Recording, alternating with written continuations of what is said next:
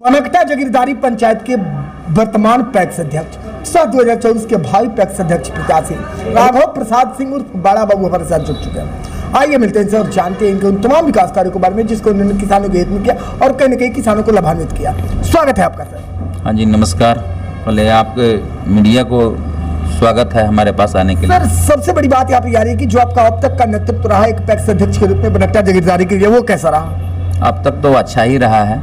हम लोग 10 साल से हैं, ठीक है, और बहुत स्ट्रगल करने के बाद से हम लोग उस बार भी जीते। पहली बार जब हम लोग चुनाव लड़े तो उसमें बहुत मेहनत करना पड़ा। हम लोगों को ब्लॉक में जा करके आदमी को घर से ला करके एक एक व्यक्ति को ला करके सदस्य हम लोग बनाया और फिर से यहाँ उस सब फॉर्म को हम लोग को छांट दिया। फिर हम लोग अफिडेविट बना कर लाए, अफिडेविट बना कर फिर दिए। उसके बाद से बैंक से भी छांट दिया। बैंक से छांटने के बाद से भी बहुत स्ट्रगल करने के बाद कुछ मेंबर जुटे, तो उसके बाद से मान लें कि हम लोग को सफलता मिली। उसके बाद से मान लें कि हम लोग हैं। उसके बावजूद भी हम लोग चुनाव जीते। उसके बाद से 3 साल तक हम लोग छपरा JR के यहाँ केस लड़े, ठीक है।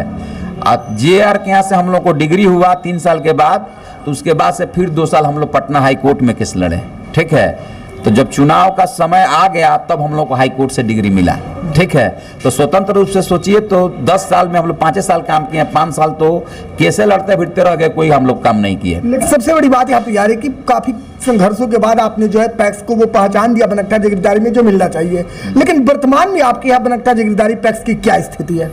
हमारे यहाँ पैक्स की स्थिति है कि जो कि अभी भोरे प्रखंड में कहें तो 1-2 पैक्स को छोड़ करके कहीं खाद का व्यवस्था नहीं है। लेकिन हमारे यहाँ कंटिन्यू खाद का व्यवस्था रहता है। जब जितना हम लोग को कोटा मिलता है इफको से उतना खाद आता है, लोगों को समय से वितरण किया जाता है, ठीक है।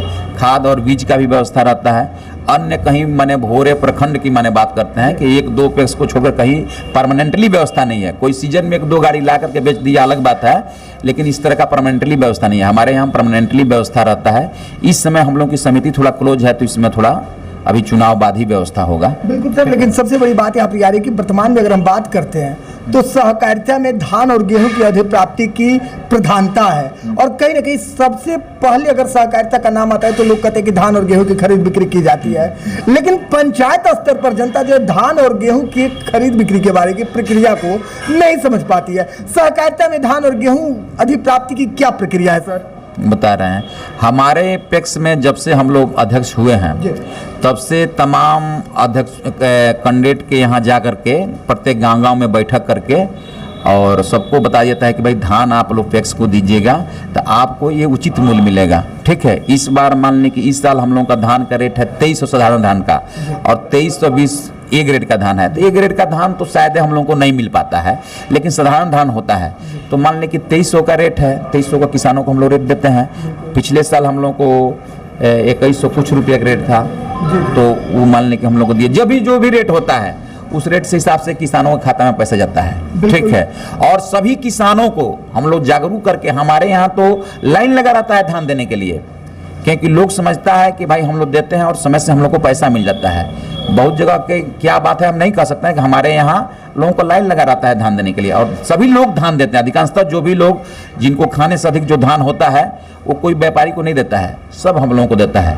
और हम लोगों के माध्यम से मान लें कि हम लोग BSFC को चावल प्रोवाइड कराते हैं। 2024 के पैक्स और इसमें गेहूँ अधिप्राप्ति भी हम लोग 1-2 सीजन हम लोग जब से मैंने हुआ है 2-3 बार गेहूं का अधिप्राप्ति किया है। लेकिन गेहूं का अधिप्राप्ति में मसला आ जाता है कि अभी जो सरकार का जो MSP है उससे अधिक रेट मार्केट में ही हो जाता है, तो गेहूं का खरीदारी 1-2 बार करने के बाद से नहीं हो पाया।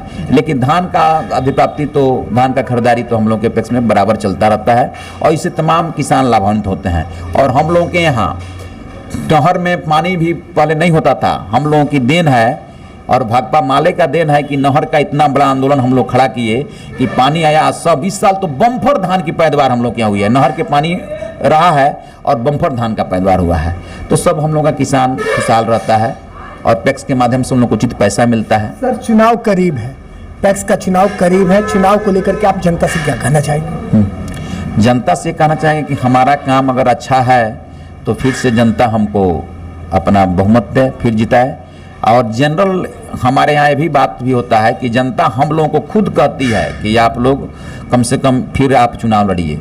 हम लोग नहीं भी कई बार मन करता है कि जनता में कुछ इस समय का जो माहौल है, अधिकांशतः पार्टियां जिस तरह का व्यवस्था लगाती है, तो हम लोग को कभी कभी मन करता है कि नहीं चुनाव लड़ने के, लेकिन जनता खुद हम लोग को अग्रसर करती है कि नहीं चलिए आप रहिए, ठीक है। फिर हम लोग जिस तरह से हम लोग का और प्रत्याशी मार्केट में दिन रात घूमता है, उस तरह हम लोग नहीं घूमते हैं, तभी जनता हम लोग को काम के बल पर वोट देती है। बिल्कुल। चलिए जी, चैनल से जुड़ने के लिए और अपना कीमती समय देने के लिए बहुत बहुत धन्यवाद आपका।